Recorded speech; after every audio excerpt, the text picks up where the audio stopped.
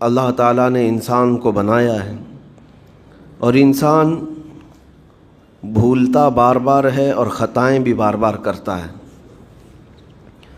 خطا کرنے والا اور بھول جانے والا اللہ کی بارگاہ میں ایسا نہیں ہے کہ وہ ہمیشہ کے لیے ناکارہ ہے، بلکہ اللہ تعالیٰ نے اسے زندگی میں بار بار موقع دیے ہیں کہ تو اپنی خطاؤں سے اور اپنی بھول سے پھر سے دوبارہ اپنی اچھی زندگی میں آ جا، اور اسی کو ہم توبہ کہتے ہیں۔ توبہ کا جو آپشن رکھا گیا ہے انسانوں کے لیے، مسلمانوں کے لیے خاص طور پر، بہت ہمت والا ہے دروازہ ہے، بہت ہمت والا دروازہ ہے۔ اور اسی وجہ سے حدیث پاک میں یہ ہے کہ گناہ کرتا ہے بندہ، پھر توبہ کرتا ہے، پھر گناہ کرتا ہے، پھر توبہ کرتا ہے، یہ کرتا رہتا ہے۔ فرشتے اللہ کی بارگاہ میں عرض کرتے ہیں کہ مولا یہ تو بار بار وہی کرتا ہے، پھر توبہ کرتا ہے۔ اگر ہمارے ساتھ کوئی غلطی ایک بار دو بار کر دے، تیسری بار تو ہم اسے چھوڑیں گے بھی نہیں۔ انسانوں کی طبیعت تو یہی ہے، لیکن بندہ جب بار بار ایک خطا کرتا ہے اور پھر توبہ کرتا ہے، پھر خطا پھر توبہ، تو فرشتے جب اللہ کی بارگاہ میں یہ عرض کرتے ہیں کہ یہ مولا یہ ہر بار یہی کرتا ہے، تو جانتے ہیں پروردگار عالم کیا فرماتا ہے، ارشاد فرماتا ہے اے میرے فرشتوں، میرا بندہ مجھے رحمان سمجھتا ہے اس لیے بار بار توبہ کرتا ہے، مجھے وہ ارحم الراحمین سمجھتا ہے، ورنہ کون بار بار اللہ تبارک و تعالیٰ کی بارگاہ میں دروازہ کھٹکھٹاتا۔ تو رب تبارک و تعالیٰ ارحم الراحمین ہے، یہ تصور ہر مسلمان کے ذہن میں ہے، اس کی وجہ سے وہ کبھی مایوس نہیں ہوتا۔ اور شیطان کا سب سے بڑا حربہ کیا ہے جانتے ہیں آپ؟ سب سے بڑا بہکانے کا اور گمراہ کرنے کا اور ہمیشہ گناہوں میں ملوث رکھنے کا سب سے بڑا آلہ کہ بندے کو سب سے پہلے نا امید کرتا ہے، اب تیرا کیا ہوگا، تو تو بہت برباد ہو چکا ہے۔ یہ جو خیال شیطان ڈالتا ہے دل میں، اس کے بعد پھر وہ بندہ جری ہو جاتا ہے، اب میرے توبہ سے بھی کچھ ہونے والا نہیں ہے، جو جس طرح زندگی چل رہی چلنے دو، ارے 50 سال ہو گئے اب تک میں یہی کرتا رہا، اب کیا سدھروں۔ یہ جو خیالات ہے یہ شیطان ڈالتا ہے تاکہ اس کی کفر پر موت ہو جائے، تاکہ وہ ہمیشہ گناہوں کی موت مرے۔ نا امیدی جو ڈالتا ہے شیطان، اب میرے ساتھ کچھ ہونا نہیں ہے۔ نہیں میرے عزیزو، رحمت عالم صلی اللہ تعالیٰ علیہ وسلم کی بارگاہ میں کیسے کیسے لوگ آئے اور ارحم الراحمین نے ان کی توبہ قبول کی۔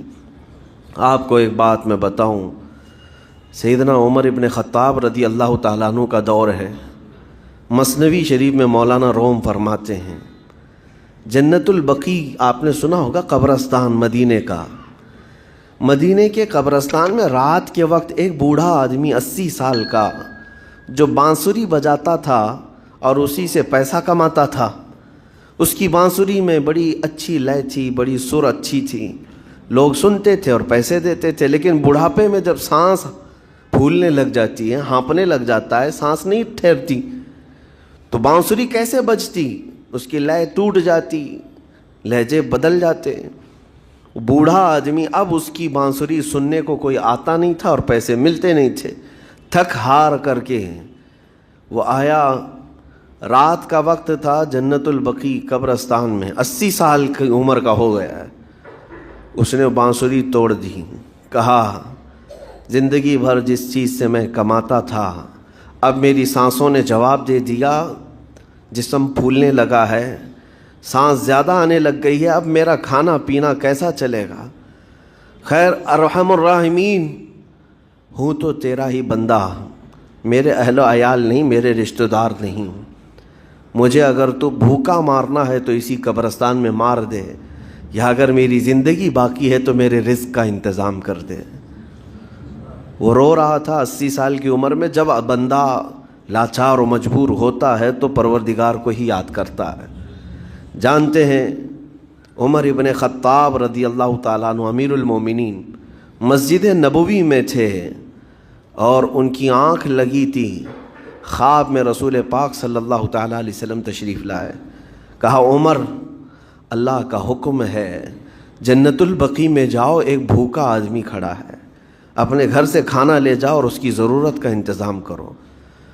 نیند کھلی تو آپ نے دیکھا اللہ کے حبیب صلی اللہ علیہ وسلم کی طرف سے حکم آیا اور رب ذوالجلال کا حکم ہے. گھر سے عمدہ کھانا لیا تو شادان لے کر کے کچھ مال و متاع بھی لے کر قبرستان میں گئے. ڈھونڈا کون ہے یہاں پر, تو دیکھا کہ ایک ہانپتا کانپتا ہوا 80 سال کا بوڑھا روتا ہوا نظر آیا. امیر المومنین اپنے ہاتھ میں توشادان لے کر اس کے قریب گئے. کہا تو بھوکا ہے؟ کہا ہاں بھوکا ہوں. بیٹھ چل میں تجھے کھلاتا ہوں. دسترخوان بچھا کر اسے اپنے ہاتھوں سے کھلایا اور اسے اپنی ضرورت کے مطابق جو ضروریات تھیں اس کی ضرورت کے مطابق وہ ساری چیزیں دی. وہ بوڑھا پوچھتا ہے آپ کون ہیں؟ حضرت عمر فاروق نے کہا میں عمر ابن خطاب ہوں. وہ ڈر گیا. حضرت عمر سے کون نہیں ڈرتا تھا کہ کہیں یہ کھلا پلا کر کے مجھے کوڑے نہ ماریں کہ زندگی بھر بانسری بجانے والا آج پکڑا گیا ہے, ہاں آج مجھے یہ سزا نہ دے دے. وہ کانپنے لگا. کہا کہ آپ یہاں کیسے؟ حضرت امیر المومنین کہتے ہیں میں خود نہیں آیا, مجھے اللہ کے رسول نے بھیجا اور رب تبارک و تعالیٰ کا حکم آیا تھا کہ تو بھوکا ہے اور تو نے رزق مانگا ہے اور مجھے تیرے رزق دے کر کے بھیجا گیا ہے. وہ چیخ مار کر کے گر پڑا زمین پر اور رونے لگا اپنے ہاتھ پھیلا کر. کہا سچ فرمایا مولا تو ارحم الراحمین ہے. 80 سال تجھ سے دور بھاگتا رہا, ایک بار کیا تجھے میں نے پکارا, تو نے وقت کے امیر المومنین کو کھانا دے کر بھیج دیا. اللہ رب العزت کی بارگاہ میں نا امیدی اور مایوسی جو شیطان لاتا ہے اس سے بندے بھٹک جاتے ہیں, بہک جاتے ہیں, انہیں توبہ کی توفیق بھی نہیں ملتی. اسی لیے میرا مولا فرماتا انا عند ظن عبدی بی.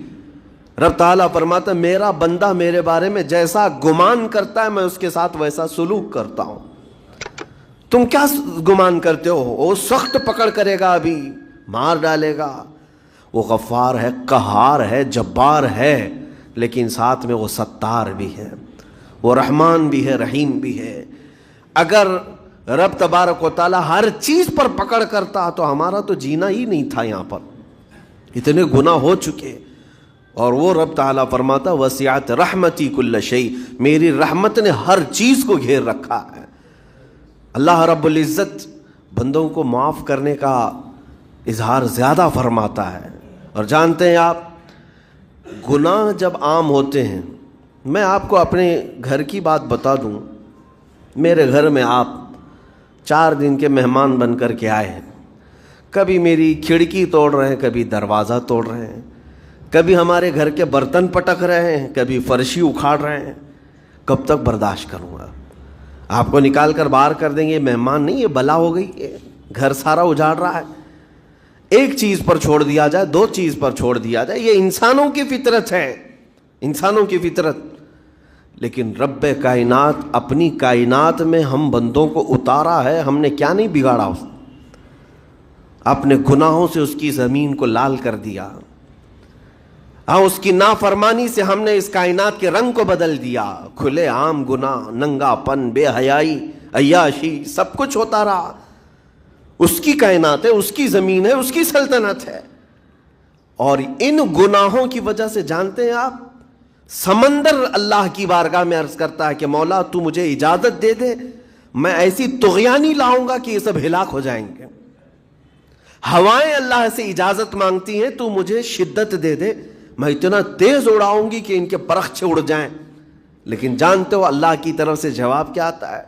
سمندر کو بھی رب تعالیٰ فرماتا, ہواؤں کو بھی کہتا ہے رب تعالیٰ رک جاؤ, میں میرے بندوں کے انتظار میں ہوں, میرے بندوں کی توبہ کے انتظار میں ہوں کہ میرے بندے میرے پاس لوٹ آئیں گے. اسی لیے اللہ کے حبیب صلی اللہ تعالیٰ علیہ وسلم ارشاد فرماتے ہیں اللہ تعالیٰ کو سب سے زیادہ خوشی کس بات کی ہوتی ہے جانتے ہیں؟ رب تعالیٰ اپنے بندوں سے کب خوش ہوتا ہے؟ مثال دے کر کے میرے آقا نے فرمایا, مثال دے کر سمجھایا.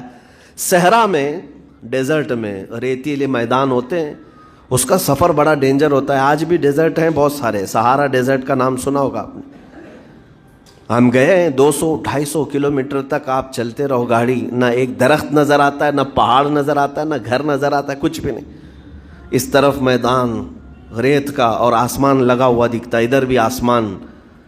तन्हा हम दिखता, इधर भी आसमान, तन्हा हम अकेले नजर आते रहते हैं। सहरा का जो सफ़र होता है बहुत कठिन होता है।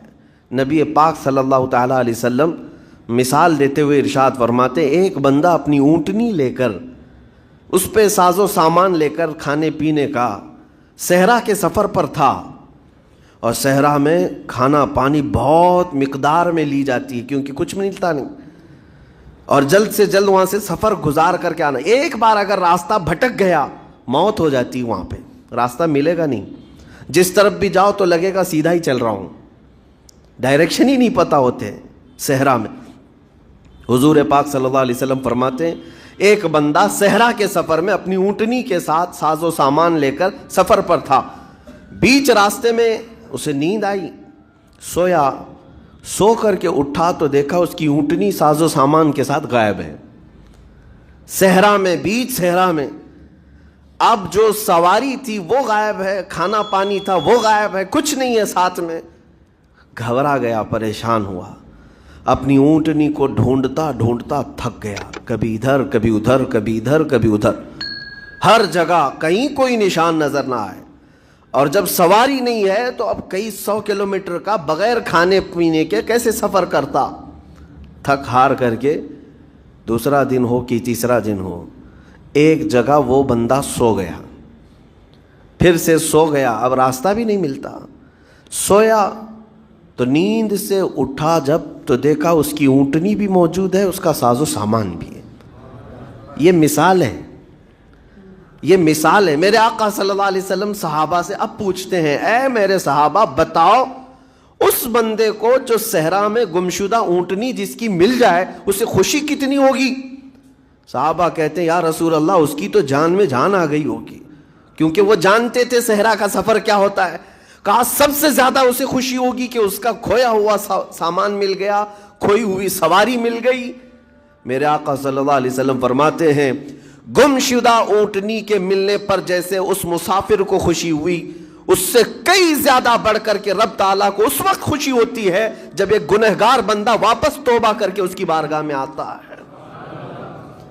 रब ताला की बारगाह में जब बंदा पलट करके आता है, रब ताला फरिश्तों पर उस बंदे को दिखाकर रश्क करता है। इरशाद